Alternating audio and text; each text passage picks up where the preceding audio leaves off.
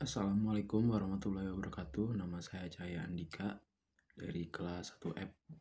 Saya akan menjelaskan tentang awal perkembangan olahraga di Indonesia.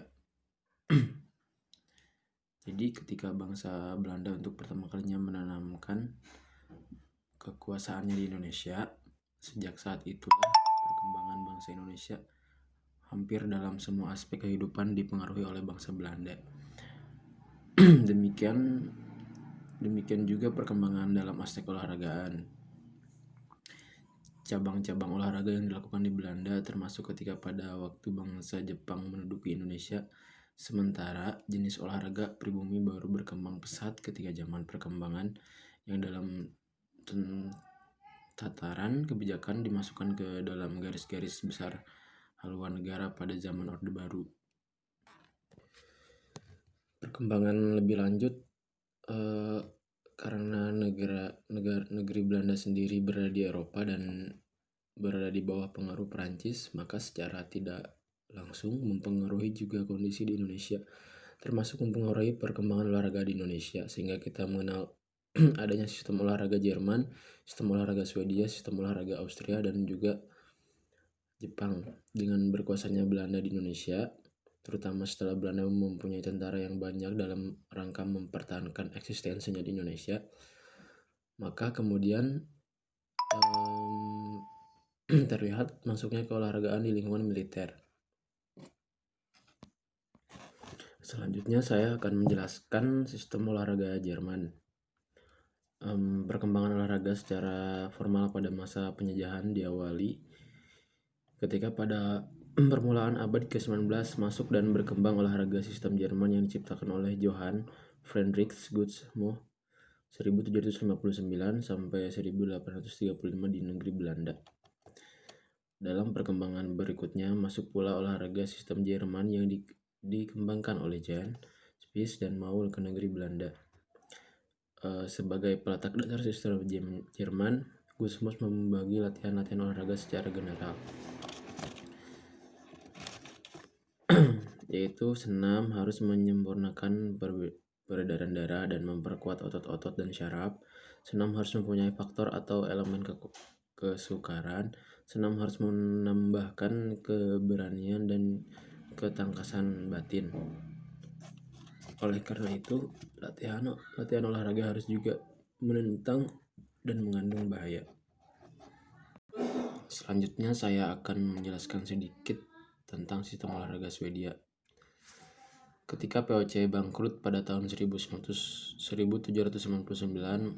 Masehi, pemerintah Belanda mengambil alih semua kekayaan dan kekuasaannya. Selanjutnya antara tahun 1811 sampai 1816 Masehi, selama peperangan Napoleon, pemerintah Belanda jatuh ke tangan Perancis dan kondisi ini menyebabkan Indonesia jatuh pula ke tangan Inggris. Perlawanan demi perlawanan serentak dilakukan antara oleh Pangeran Diponegoro, Perang Jawa 1825 sampai 1830 Masehi, Cik di Tiro dan Teku Umar, Perang Aceh 1873 sampai 1903 Masehi, Imam Bonjol, Perang Padri 1830 sampai 1834 Masehi, di Sumatera Barat dan Singaraja, Perang Batak 1907 Masehi. Namun semua peperangan tersebut berhasil dipadamkan dan para pemimpinnya dipenjara atau diasingkan. Selanjutnya sistem olahraga Austria. Bersamaan dengan perkembangan di negeri Belanda, setelah Perang Dunia ke-1 1914 sampai 1918, masuklah sistem Austria. Sistem Austria diciptakan oleh Goldhofer dan Streicher, didorong oleh keadaan anak-anak akibat perang yang memperlakukan perubahan pendidikan. Sistem Austria berpangkal pada anak dengan memperhatikan aspek pedagogik dalam menyajikan latihan-latihannya.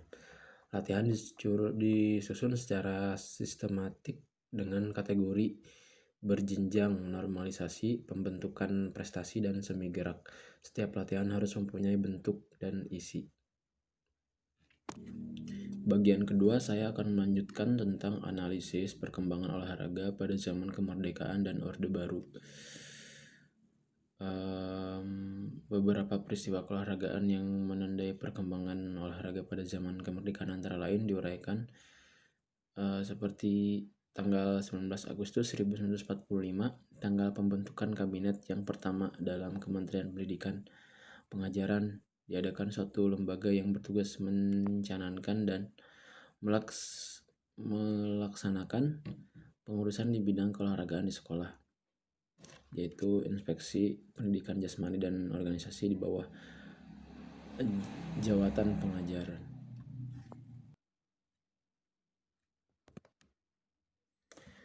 Pada bulan September 1945, tentara Belanda mendampingi tentara Sekutu Inggris masuk ke Indonesia, terutama Jakarta.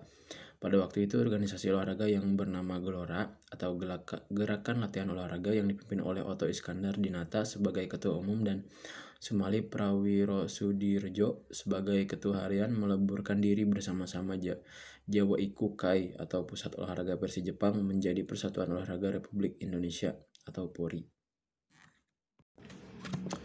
Lalu pada tahun 1947 PORI mengadakan hubungan dengan Menteri Pembangunan dan Pemuda Wikana. Berkat bantuan Sekretaris Menteri Dr. Andes Karnadi, PORI dapat mengembangkan organisasinya.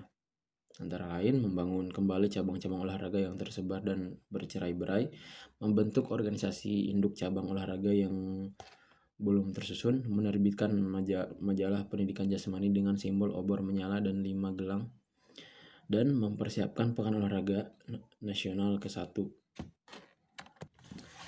Pekan Olahraga Nasional pertama di Solo adalah pekan olahraga yang sangat berkesan dan merupakan tengkorak sejarah keolahragaan yang terpenting bagi bangsa Indonesia yang baru merdeka. Saya menarik kesimpulan badan gerakan olahraga dari pemerintah adalah badan-badan yang diadakan oleh pemerintah sebagai aparatur pemerintah dalam bidang pembangunan bangsa, khususnya di bidang fisik dan mental. Badan pembina gerakan olahraga swasta adalah badan-badan yang diadakan oleh masyarakat sebagai organisasi yang bergerak dalam bidang olahraga dan direstui oleh pemerintah untuk membantu dan melaksanakan kebijakan pemerintah, khususnya dalam peningkatan prestasi cabang-cabang olahraga dalam hubungan nasional dan internasional yang sifatnya swasta.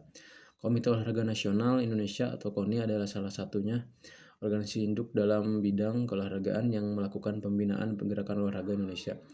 Memasyarakatkan olahraga dan mengolahragakan masyarakat adalah salah satu usaha pokok dalam usaha pembinaan dan perkembangan olahraga secara nasional dan menyeluruh sebagai wujud pembangunan di bidang olahraga. Olahraga sistem Jerman adalah sistem olahraga yang dikembangkan oleh Jan Space dan Maul yang ide dasarnya merujuk pada sistem yang dikembangkan oleh Gusmut. Senam pedagogis adalah latihan senam yang dilakukan pendinginan dengan tujuan membentuk keseluruhan organ tubuh.